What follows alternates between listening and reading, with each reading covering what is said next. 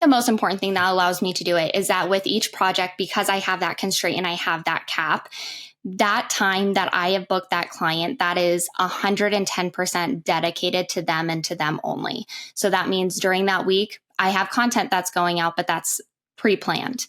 No other clients are getting my attention. I might respond to leads, but other than that, they have 100% of my time and dedication. One, that makes a client feel really important, but that also gives me the ability to go all in with that client and then get it done and they feel well taken care of. Welcome to the Web Design Business Podcast with your host, Josh Hall, helping you build a web design business that gives you freedom and a lifestyle you love. Hey friends, welcome into the show. Welcome back. If you are a regular listener, welcome to the show. If you're a new listener, maybe this is the first time listening to the show, great to have you here. I'm really excited to be with you here in this one because we're going to dive into a very, very needed topic to really get some clarity on in web design. And that is how to offer web design services along with marketing services. And the reason I think this is so important right now today as we head into the end of 2023 is that web designers can so easily be viewed as commodities if we're not doing something to help our clients grow their businesses. But if you're like me, you don't want to be a digital marketing agency doing everything and all their social media and everything else. So the beauty about web design is you can really do whatever you want to do. In fact, I have an episode just a little while back on episode 287 that I highly recommend you re-listen to if you haven't listened to it yet. About my recommendation on offering services and build, support, and grow, those three categories. But I want to take that growth category to the next level, and that's what we're going to do in this episode. And because I don't have too much experience on the marketing side of things myself, I wanted to invite somebody on who is doing a really good job of doing this well. Because for your reference, if you didn't know, I primarily did website builds, hosting and maintenance, recurring income, repeat work with clients, and a little bit of content and SEO work, but I didn't do any marketing services for clients. But you can really stand out if you do, but you need to know how to handle it well. So a long-winded way of saying I'm so excited to welcome back onto the show Jen Ellsworth, who has rebranded her website to clickcharisma.com.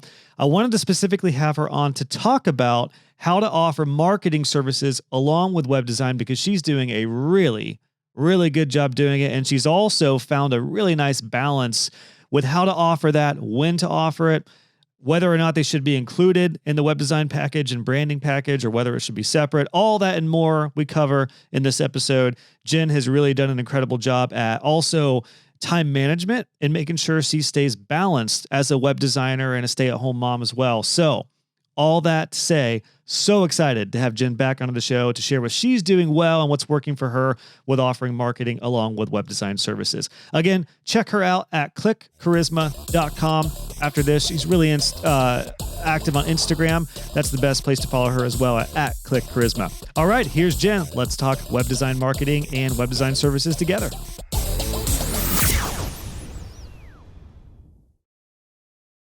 Well, Jen, it's so good to see you again. Welcome back onto the podcast, and thank you for taking some time out of your busy day and schedule to chat here. Yeah, Josh, I'm excited to be back on. So a couple of years ago, we chatted last, like 2.5 years ago. I only had 2 kids. You had just had your daughter, I think, at that point. You were episode 171. We kind of talked about being a mompreneur and being a work from home mompreneur as a web designer and kind of an online marketer. Your business has evolved since we talked last. You have kind of a new brand. You have a bigger suite of services. So I'm kind of curious to kick us off. What is the difference between Jen now and Jen a couple of years ago when we chatted last?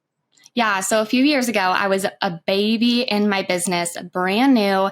And at that point in time, I was only offering custom design or website design with WordPress. Now my daughter's 3 and I've been in business for 3 years. I have also started offering Shopify, Showit, and WordPress and expanded a lot of my offers into digital marketing as well. So monthly marketing packages, social media strategy, and really an all-encompassing kind of all-inclusive approach to web design, because I think a lot of those pieces work together for small businesses. And then, of course, I also did a little personal rebrand too. As where I was Jennifer Ellsworth web design before, I'm now Click Charisma. So that has been really fun to kind of see me evolve over the last 3 years. Okay, so two really important things I want to dig into before we get into the idea of like the website in a day versus custom websites. The personal brand versus a company brand, and then the suite of services. So actually, I want to start with the personal brand and versus company brand, because I still have a personal brand, joshhall.co, although I have products and a program under that with my community that's branded now Web Designer Pro.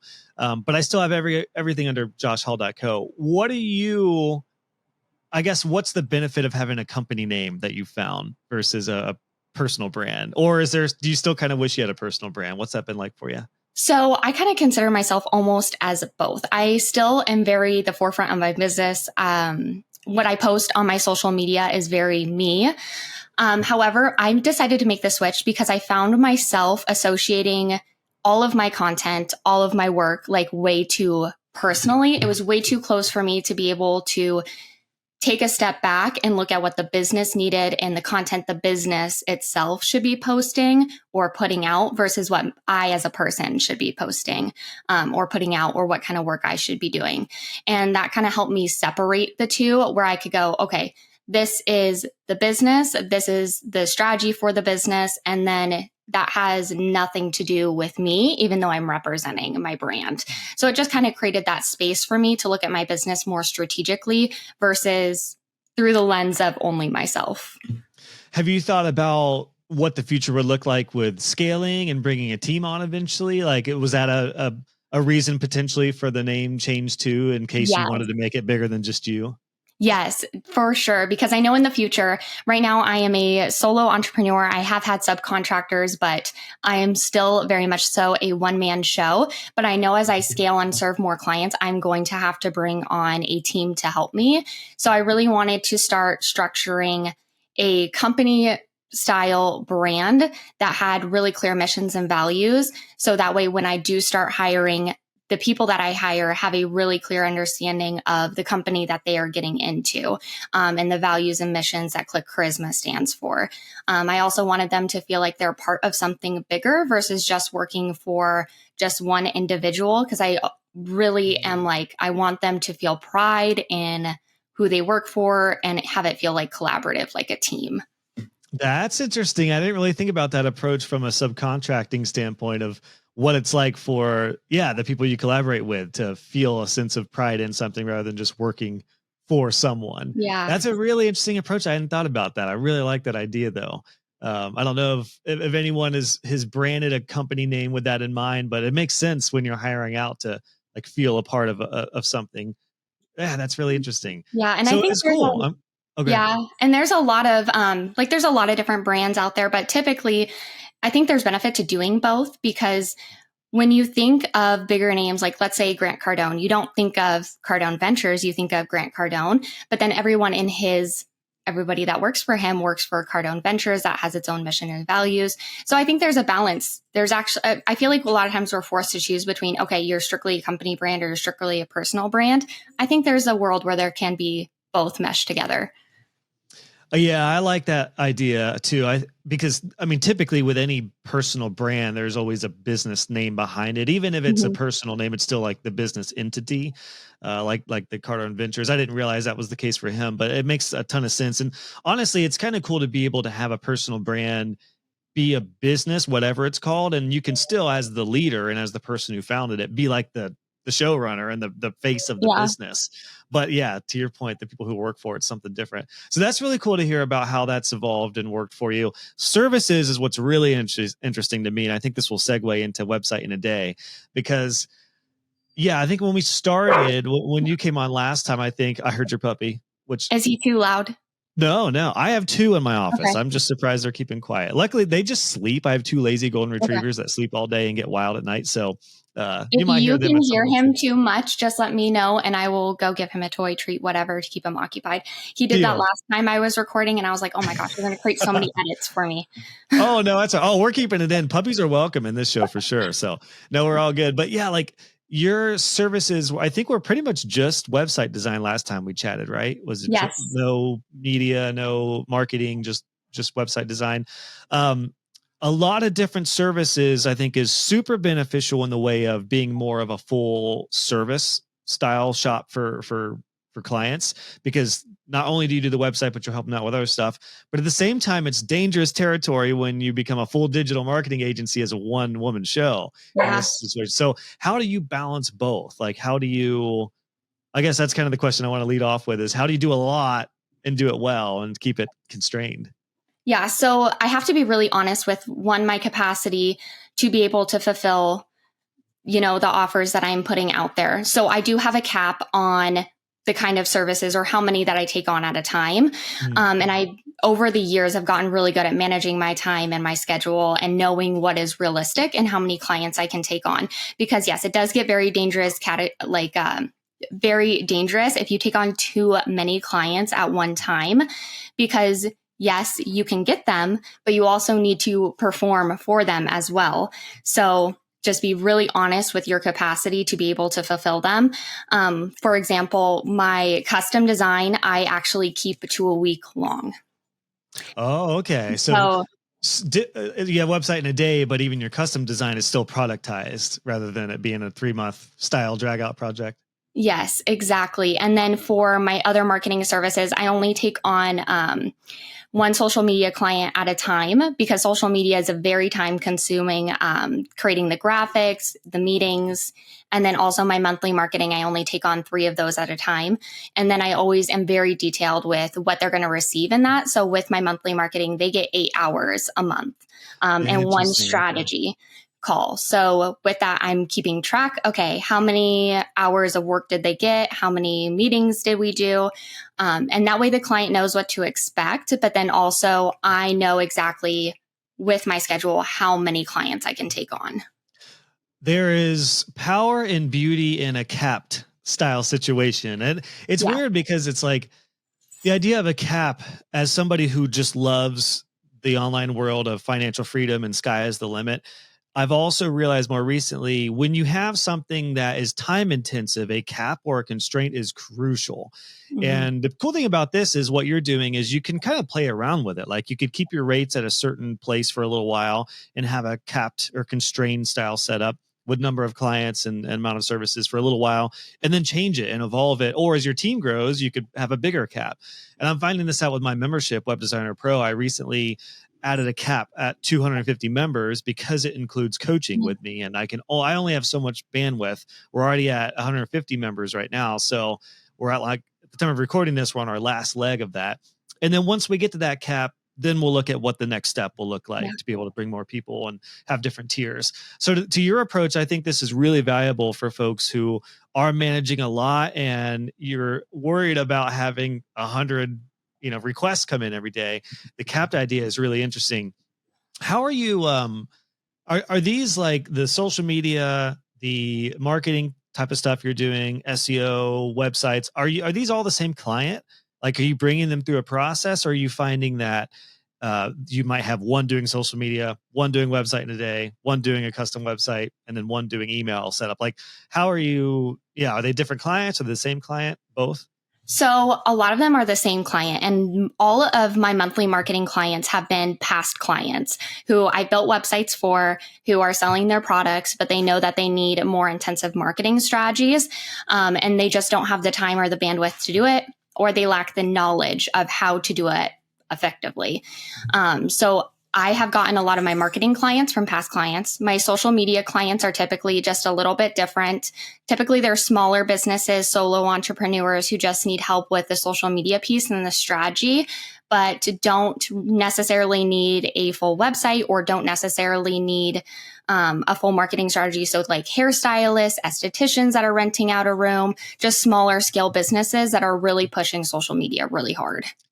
Gotcha. So with the social media marketing, will you take on clients that have not worked with you, or are those more or less like upsell services typically for like clients who have done Yeah. websites with you? So I would take on either. I take on clients who have never worked with me before, and I take on clients that want to come back to me for social media. Okay. Do you find that all roads lead to websites? That's certainly what I've Yes. found when it comes to marketing. Yes. Absolutely, 100%. Yeah. Even if they are a smaller business, I always recommend having a website. But there's really great schedulers out there for people like hairdressers who maybe are like, oh, like I don't really need that right now. Which in that case, I say, okay, like that's fine, but let's at least get a really solid social media marketing strategy going for you. That way, you have that. Do you plan even social media and marketing and stuff? Do you plan with the website in mind eventually? Like, do you trickle it in or tease it in? Like, by the way, we'll do this now, but the eventual goal will be to bring them to your website and really have a web presence. Have you found that that's kind of a cool strategy to eventually get them to invest in a website? Yeah, of course. And I always explain them the benefits of having a website and just what that does for one, SEO, them being found, the ability to book more clients. And I found that there are a lot of clients who come to me just for the social media strategy and social media marketing aspect of it. But I also have clients who have come to me asking just for social ads. And I say all the time, okay, let's pump the brakes for a second. Why are you wanting to do social ads? And typically it's because they just think that's the next natural step in their business when likely it's not. And they don't have a website set up. And I'm like, okay, where are we going to direct the traffic from these social ads? You're going to need a website first. Like, we're going to attract, warm, and convert them through your social ads to your website to make that purchase decision. So when people come to me for that, I always educate them on the benefits of having a website because it's going to make ad dollars and social media strategy just work so much better for you. I was just going to say, and the next question I had was like, what if they don't have a website or have a terrible website? Because that's, of course, going to come into play with social media. Mm-hmm. It's like, if you want to do ads, if they go somewhere, but the website is just atrocious, you're not going to probably be too successful with the ads, I imagine. Yes. And with all of my services, I really take an all encompassing kind of business approach. And sometimes that takes my clients back a little bit because they don't expect me to look at all the pieces of their online presence, their social media, their website. And no matter what they book with me, I look into a little bit of all pieces of it. And of course, whatever they book, we're diving deep into just that piece. But when they do come to me, I look at everything because I think they all work together. Your social ads aren't going to be effective if you don't have a good website. Your content creation isn't going to be effective if you don't have a good website. Your website's not going to be very good if it's not, directing people to a call to action to give them the information that they need to purchase your product or service. So that's where it kind of all flows together, and where I've really kind of found my niche is being that all-inclusive person who's going to sit down with you, look at all the pieces, and strategize with you how that is all going to work together.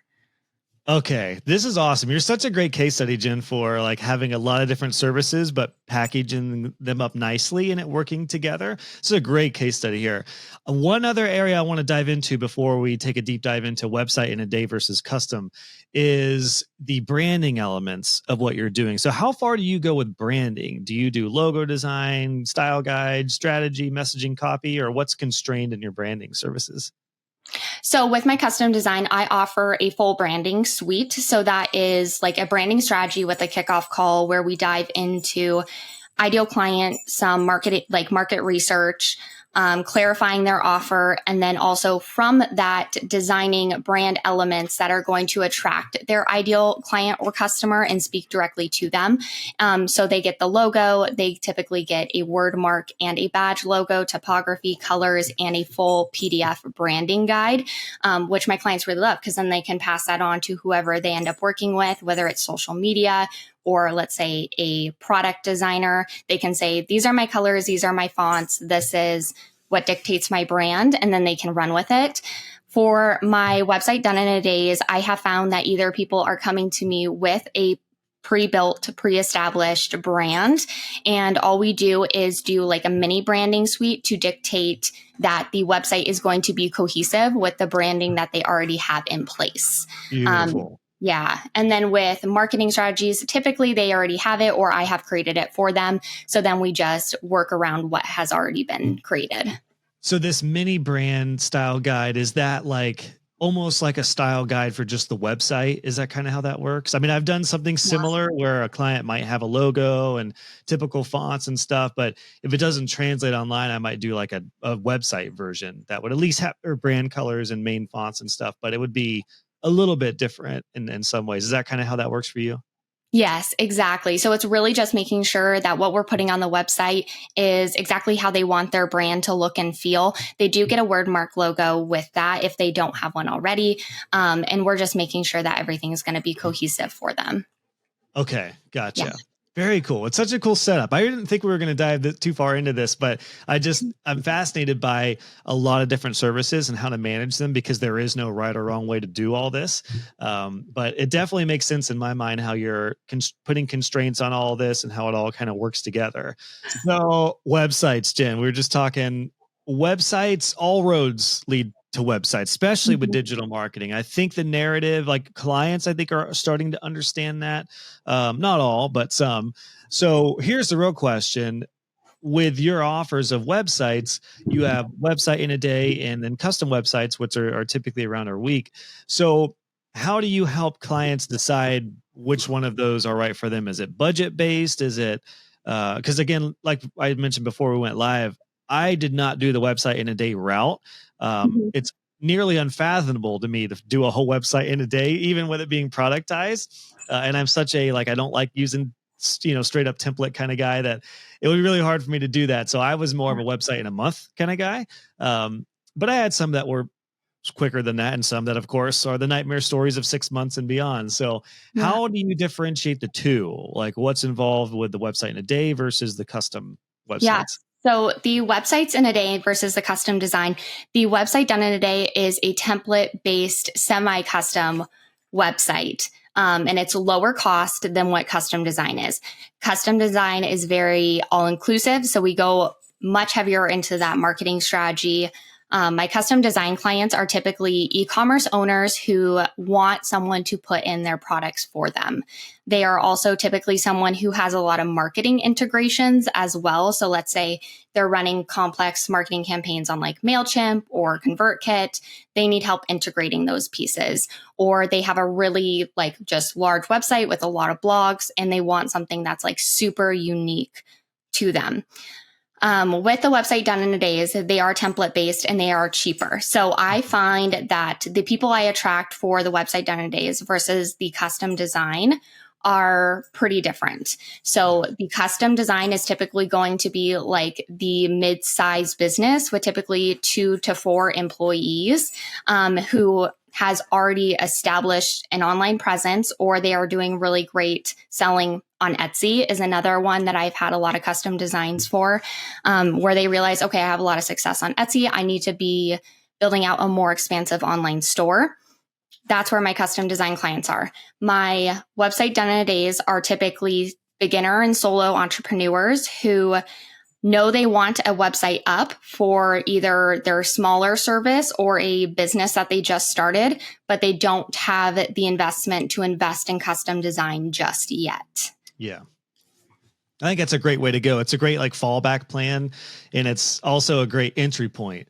Like if someone doesn't want a website or can't swing a custom website or doesn't understand the value, you could at least have something to get them going. And are you doing hosting and maintenance for both packages?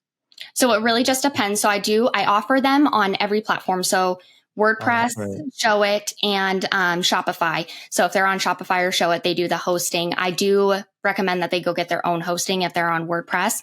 But then typically my website done in a day clients end up being my monthly marketing clients as well. So then they're coming back to me and we're doing website maintenance. We're doing some marketing strategy with that. Yeah, if I was coaching you directly, I'd say like, Jen, we got to get you hosting the WordPress sites because you're gonna get those questions anyway. I'm sure you already are. And then it's like, if they go to GoDaddy and get a really crappy hosting package, it's like, oh no, now we got to build a site on there. Exactly. So yeah, I wonder if maybe there's an option to offer the hosting on both of those plans and maintenance. And then of course that, even if it's a low ticket type of plan, like a $30 or $40 a month hosting and maintenance plan, that's a great little like foundational piece of the business that could build off of with marketing services eventually. But anyway, not to get too coachy, but that's what I see there. I'm like, it's different with Showit and Shopify and Webflow and others that are self-hosted. But yeah, I mean, WordPress, it's still the gold standard for maintenance plans and hosting at least. So I'm curious with these two, how do you sell those though? Do you just have a conversation with a client and then provide those different solutions, or Yeah, how does that work? Because I imagine a lot of people who might want a custom site, if they're like, well, can we just do the website in a day? Like, I guess the question is, how do you sell custom versus website in a day?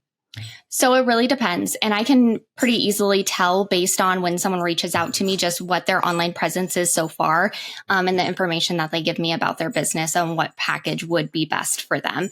And then also being really realistic about, okay, what's the time capacity here? How long is this project actually going to take? And I have had websites done in a day where, okay, that's all they really need is a website done in a day. But then I also say, okay, we can book an additional website done in a day. So then it's 2 days. So you can do them back to back. If I feel like, okay, it's not quite a custom design project, but it is going to require an additional day. And I have gotten no objections to that at all. So when they reach out to me, I typically look at their online presence first and then determine which would be best for them. And it's pretty intuitive kind of once you get a lot of leads coming in of what services are going to best benefit each lead. Yeah, that makes sense. So you kind of have your own filters in place to then cater the plan to them. Mm-hmm. The website in a week, do you have websites that are huge and it's like, there's no way we're going to do this in a week kind of thing? Because even if you were to work a big week of 40 hours and dedicated a week solely to them, there are plenty of websites that could, take way longer than that. So do you pass those up like a big website? How do you handle a project that is more than even a week? So with those, I typically like to book them back to back. So back to back weeks. If it's 2 weeks, then we're doing 2 weeks. If it's 3 weeks, okay, then we're going to do 3 weeks. But I like to do that because one, when you keep it in a week, it tends to, when clients book you initially, they're super excited. They are ready to go. They're in that action phase. So as soon as you get started on their project, as fast as you can get working on it and gathering that material, you're going to get things so much faster. They're going to look at revisions a whole lot faster too, which keeps the cadence of the project being able to be a week. But there are times when I say, hey, this is going to be a little bit more time intensive. This is going to require 2 weeks, in which case they're booking that custom design back to back. Okay. So they could essentially just do multiple weeks if need be, or that kind of thing. Puppy podcast prep. Jen's back. Had a puppy getting a little wild, which puppies are always welcome. But yeah, he was having fun right there. Max, right? Max the puppy. Mac, yeah. Mac. Got it. Okay. Yeah. Okay. Yeah. I'm surprised mine didn't hear him. So they're still sleeping and snoring on the other side here. So yeah, I was just kind of curious about like the custom website design and how constraints and limitations work on that. So that makes sense that it's booked out in that way. And are you capping that as well? Like, will you only take on a certain number of web design clients for both website in a day and custom at any given time? So I only book one custom design client a month, and that is my cap for that, because in between that, every Friday, minus that custom design week, I am booking website done days. So the other weeks are website done days. And then the beginning of those weeks are dedicated to my other clients, content creation, and whatever admin stuff needs to get done in my business too. Okay. Gotcha. So the lesson here with all of your services is constraints, limitations, and the staggering of projects. What about if a project goes over? I'm always fascinated by the website in a day and this type of model where it's like, okay, you have a week, you booked me out for a week, but I'm still waiting on client or content, or there's stuff that's going over. How do you handle the overflow when projects aren't wrapped up? Unless they just are, unless you just have such a rock star and every project is out the door on time. How does that definitely work? not. And that was my my biggest motivator with beginning to add the caps and doing website done in days and then doing the custom design in a week, is because I found my projects were taking way longer than they needed to. And for my clients, when they're in that action mode, they get things to me a whole lot faster. They review things a whole lot faster, and it keeps things just moving along. But then also for me, when I book a client, I'm really inspired and I want to get started right away. And that allowed me to be able to do that. And I have ADHD. So it's like, I get excited. I want to dive all in like right now as soon as possible. But if things are running over, I always like to be like really realistic as soon as possible. As soon as I am like, okay, this is going to take a little bit longer than we are anticipating. It's, hey, these are the pieces we're continuing to work on. It's going to take X amount of time longer. And then being very transparent with, I need these things from you in order to be able to get this done. Because of a lot of clients kind of need that, like, hey, I need this from you to be able to complete your website. Let's like get on it and do it. And would they get bumped out potentially a couple weeks of like, if you have a client that's for website in a week, and then they're still waiting on stuff's not done, but then you have a bunch of other stuff lined up the next couple weeks, what happens then? To get to get detailed with this, like, are they bucked out a month potentially, or will you fit them in another segment in the next week or something? So typically what I do, because I only do one custom design client a month, if it is running longer, that following week, I really only have that website done in a day for that Friday carved out. So I can like kind of push into, okay, Monday and Tuesday, we're going to wrap this up. That also typically gives them the weekend to like get their content, whatever I need. It also gives me the weekend to continue working. If there's pieces of the project that I am still working on. The only thing it like eats into is like either my content creation time or my admin time. But typically that's really not a huge deal. And it's more important to like get the client project like done and wrapped up as soon as possible. Gotcha. Okay. That makes sense. Yes. Particularly with it makes sense that you would take on one a month to give you kind of a buffer, I imagine, with everything else you're doing. Do you envision a point where you'll condense your services even more? I don't know. It seems like a lot of what you're doing now is still kind of testing like the amount of services you'll do and reach out to not extend yourself too far, but I imagine you're getting questions about email marketing setup and social and everything. But do you envision another, like the next phase of your business, reeling in any of these services and dropping some potentially? Right now, I feel like I'm really just expanding because I really enjoy the all-encompassing aspects of all the different services that I offer. So although I loved just offering web design, I found myself getting into all of these aspects and other services anyway as part of my web design packages. And there was no reason not to offer them as separate services because they were already happening as part of my web design. So right now, I really just want to expand my services. And then also I want to hire team members too, that can be a part of all these services. So right now I'm just super excited to like kind of expand everything out. So a concise question on this: how are you doing a lot of services well? Is it the constraints? Is it the caps? Is it the limited like the time frame for all these different projects? How are you managing all these services well? I guess, I mean, you're doing it. You obviously love what you're doing. You're becoming more profitable. Your business is growing. Seems to me like you're probably on the cusp of delegating and scaling. So yeah, have you pinpointed like what are some of the things that are helping you do this and not burn out or not be overwhelmed? I think the most important thing that allows me to do it is that with each project, because I have that constraint and I have that cap, that time that I have booked that client, that is 110% dedicated to them and to them only. So that means during that week, I have content that's going out, but that's pre-planned. No other clients are getting my attention. I might respond to leads, but other than that, they have 100% of my time and dedication. One, that makes a client feel really important, but that also gives me the ability to go all in with that client and then get it done and they feel well taken care of, both with the custom design and the website done in a days. I think when I have burnt out in the past, it was I had multiple projects going simultaneously and you're switching tasks every single day from, okay, I got to work on this project for X amount of time, this project for this amount of time. And that can kind of lead to burnout because you're just switching gears so fast. Yeah, that's true. I mean, I found that to be the case because I didn't do this type of constrained booked out model. My solution to that was just to be, in kind of a weird way, it was kind of the hybrid approach to this where I had my constraints and limitations on those projects, but I just didn't label it like that. Like it was like, okay, we'll start this in 2 weeks. So it was kind of like, it was a weird hybrid model of or version of this model where I just didn't label it like booked out. I just said, okay, we're going to start this in 2 weeks or 3 weeks. And until that time, this is what I need you to do.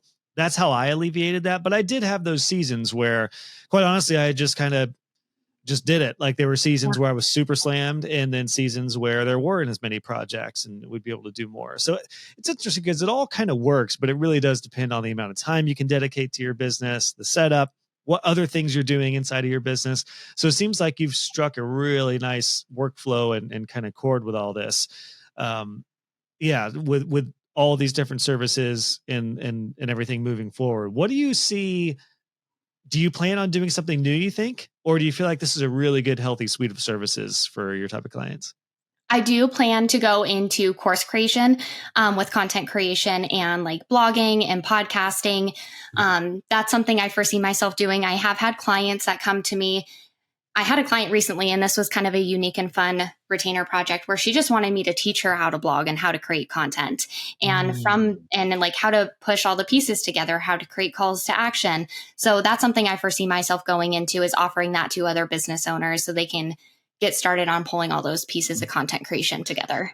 This is probably prime opportunity to do what some of my students are now doing, including Eric, the CEO of my agency, is to kind of have a membership option that's coaching backed on top of your services. So it's an offer for current clients who are doing more ongoing social media, online business growth, whatever that looks like. I could see that working out pretty well for you, especially since a lot of your clients are utilizing a lot of these, is to have almost like a client membership, like a Click Charisma client portal or something. I don't know, Click Charisma coaching, whatever you want to call it. That could be kind of a cool type of option to be able to support them with like the marketing efforts, how to blog, content creation, all the things that I imagine all your clients are doing at different levels. But to have an offer like that and to have it be subscription based, recurring, that could be pretty cool. Just wanted to throw that out there, not only for an idea for you, but for anyone who has a lot of different services and you're getting these requests, like, can you train me how to do this? By golly, let's do it. But don't do it one-on-one. Do it one-to-many in a controlled format.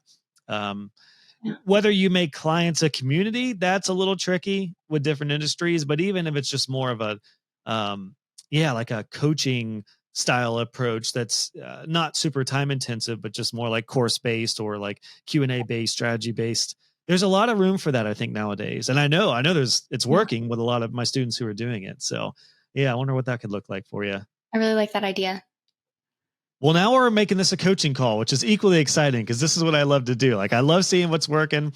Love seeing somebody like you, Jen, who is a total rock star, who is completely different than a few years ago. I mean, I told you before we went live, like your communication is a whole nother level. How well spoken you are. You've been on camera a lot over the past couple of years. You have your podcast, which has helped you out. Like, you're doing a lot of things right in the way of building your brand and taking things to the next level. So I'm kind of curious right now. You've done a lot of things well. Things are cooking. What are some of the challenges for you though right now? What are some of the pain points that you've experienced with? We've talked a lot of things that are going well, but is there anything that has been a challenge more recently with just business as a whole? The biggest challenge is always going to be, for me, content creation, because it is time consuming and you want it to be quality anytime you're putting it out, and you want it to be consistent too. And it's a catch-22 of where you're able to really, in other people's businesses, see exactly what they need to do to make it sustainable and consistent. But then when you are doing it for yourself, you are like, oh my goodness, like there's too many ideas here. Sometimes we are just way too close to our business to be able to strategize in that way. So content creation has always been that piece of it for me, being consistent at it. And then, just being consistent at it because it's so time consuming. But it's also really important because when you don't, you are not going to get as many clients. Like, it's integral to your business. I guarantee I'm not the only one nodding my head when you said sometimes we're all just too close to our businesses where it's really hard to get a feel for like the strategy aspect of things. And you're right. It's like, I mean, talking to you, talking with a lot of my students and the people I coach in Web Designer Pro, I can very quickly pinpoint like, okay, here's the hang up. So let's do this. My recommendation is to split these out, to package these services up, to do this and plan this out. And there we go. We got like a good like roadmap for the next couple months here. For me though, it's the same thing. I'm like, now I can literally coach somebody and then they message me back and be like, oh my gosh, I didn't think about that. Josh, you're a genius. I'm on it. I'm working on it right now. And then I look at my business and I'm like, why can't I do this with my business? I'm still hung up on these pieces here. So I'm sure we all feel that. So I love that you said that. I don't feel alone now hearing that, because it is true. Like, what's the old expression? You can't read the label when you're inside the bottle. It's very, Yes. very true. We're just consumed by our own businesses. And I think the other part you touched on is the ideas, the amount of ideas and options you could do. As freeing as it is in web design in particular to have no cap and no limit on what you can and cannot do, it's also a terrifying reality that that can be a paralyzing thing too. If you just Mhm. can't decide which way to go, or if you're worried about working on the wrong thing. So yeah, that makes a whole lot of sense. Have you done anything to help that with the content creation? Have you found, because then we get into like, even if you schedule a day for it, sometimes the creative juices aren't there. Like I always end up getting my best ideas on like a Friday night Mhm. when I should be done working.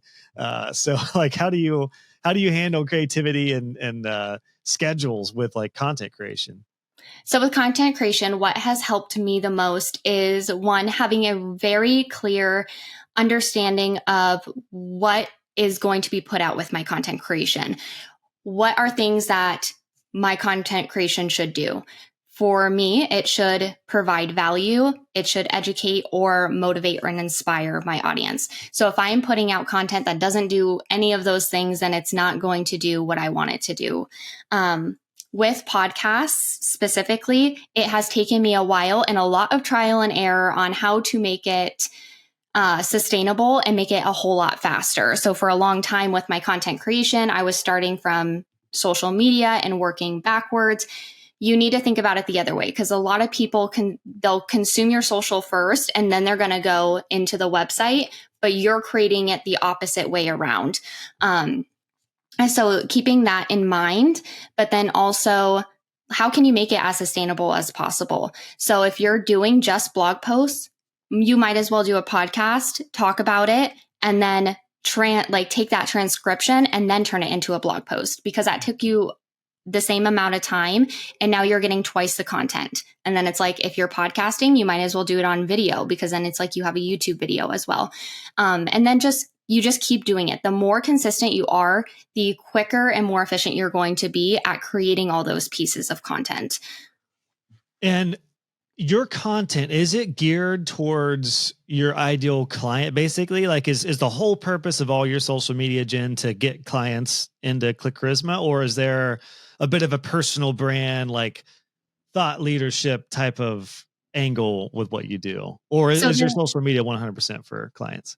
So there's definitely a personal brand aspect for it. So my podcast, Freedom Based Business Podcast, is really to inspire other business owners that they can have the freedom that entrepreneurship provides, and then also share knowledge, tools, tips that would allow them to do so, and showcase stories that inspire them that it's possible for them too. So there's definitely a huge leadership and motivation aspect to my podcast and my personal brand. So I share both, and that speaks to my ideal client too, because a lot of my ideal clients are, like I said, in that beginner solo entrepreneurship phase where they're like, yes, I want to have a life of freedom. I want success. I want all those things. So that speaks to them. Gotcha. Yeah, I'm always curious about content marketing for web designers, because inevitably a lot of web designers I've found end up just making web design content, and you bring in web designers and DIYers who are not your ideal clients. So yeah, it's interesting but yours is a little more, even the posts that I've seen, stuff that you're doing, it's a little more geared towards, yeah, like you said, business owners, online business owners that may not be web design specific. And do you teach on, like, do you create any content about tools you use, or is it more just online business principles and stuff like that? In the past, I have created some like podcasts and a blog post about some of the tools I have. They don't perform as well typically as my story-based content. Gotcha. And do you think one challenge, not a challenge, but it's kind of a challenge that I offer a lot of my Web Designer Pro members, is to get to a point where you really start to turn the corner from acquisition to retention and retaining your clients who have already worked with you. That was one of the biggest regrets that I ever had, is not circling back around with my clients, especially once I got to a Rolodex of like 50 clients. I'm like, idiot. Why didn't I just start to email them once a month and circle back? They would have bought from me over and over and over again. They forgot about me if they weren't hosting on my maintenance plan. So what does that look like for you? Have you thought about retention? And I don't know how many clients you have to this point between the different services, but What are your thoughts on that with retention over solely just acquisition and worrying about new clients? Yeah, so that was also a big motivator for me when I started offering some of the social media and monthly marketing packages, is because there was an aspect where you're having that flow, convert, retain. So you're getting the new clients, you're converting them into a client, but it's like, okay, how are we going to retain them so your business can continue growing? And the easiest client to get is always going to be your past clients. Yeah. And especially if it was a really good experience and you know it was a really good experience, they're going to be so excited to work with you. So that's where a lot of my past clients are signing up for like my monthly marketing strategies. And that is on a retainer. So it's not just 1 month, it's actually like months. Nice. Yeah. Which could be something you could throw into the Click Charisma client coaching program too, I would imagine. That could include the monthly marketing type of thing. Oh, we're gonna have to have a coaching call now because this we can have some fun with this. That's super exciting. Okay, so that makes sense. Yeah. So it's so really it's more of the marketing end of things that's your retention. Is that right? Yes.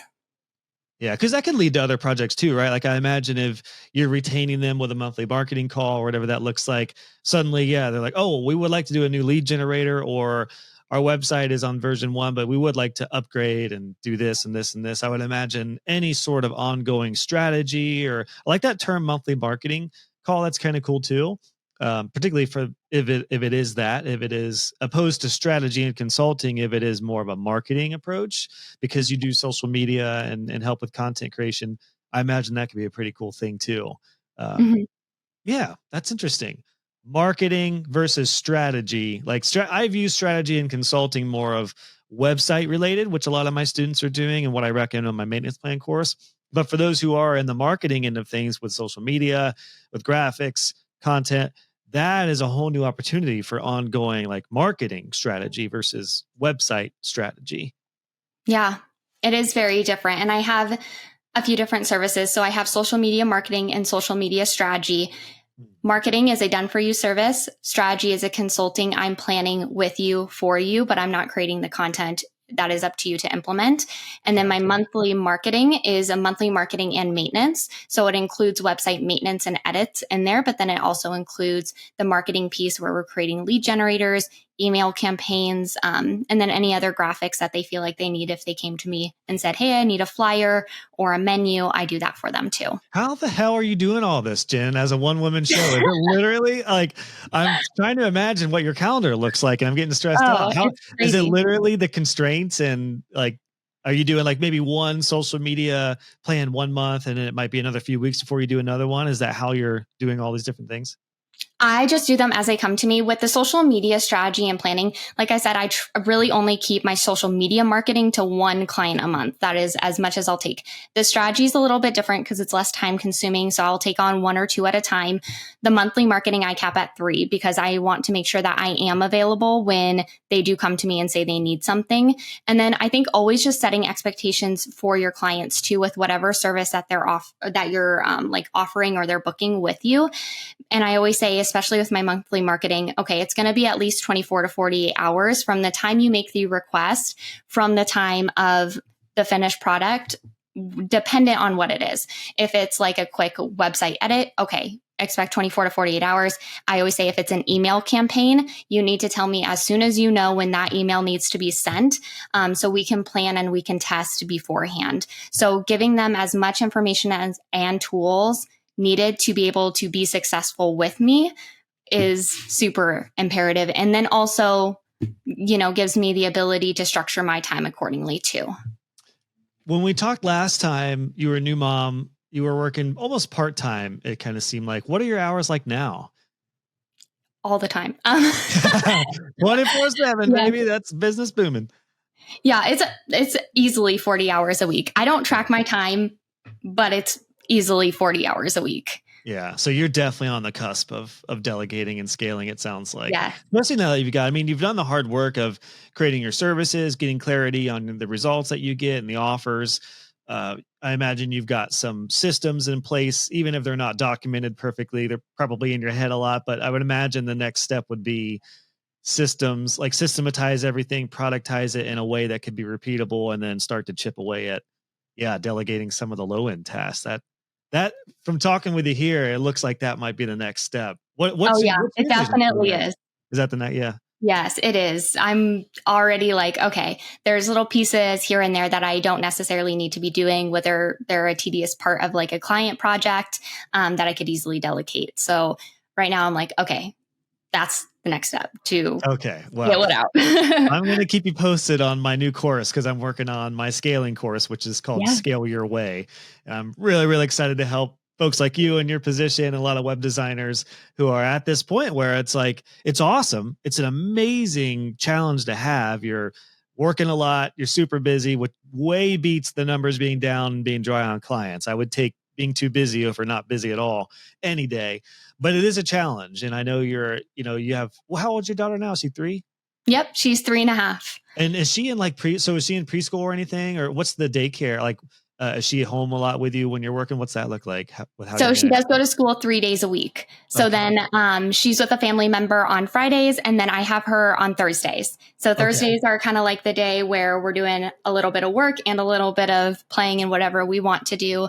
And I try to keep the weekends as free as possible, but there's definitely times where I do have to get some work done in the mornings, and it's always just a balancing act, but having her in school helps significantly. I only ask that because the difference of where you're at now versus a few years ago when she was really on taking a lot of time versus where you're at now, where there may be some other hands involved, might be a little more help, school, whatever it looks like.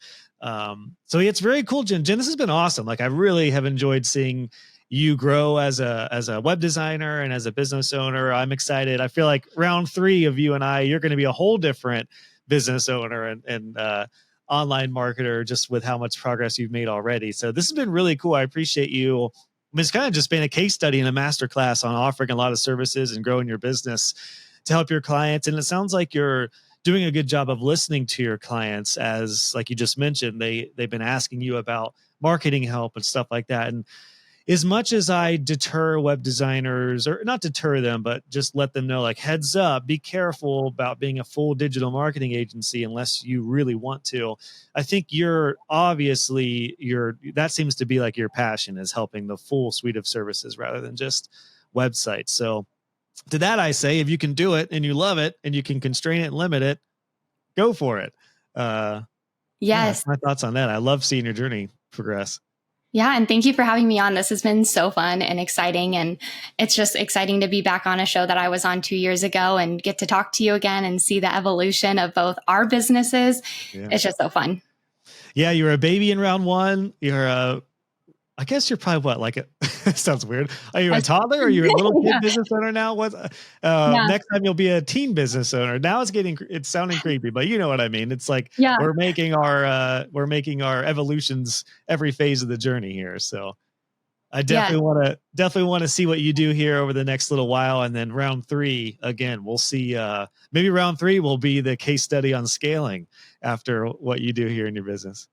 Hopefully that's the goal. All right. You heard it here, folks. Jen will be on for round 3 eventually. We'll talk scaling. So Jen, thank you so much for your time today and for being just really transparent with what's working for you.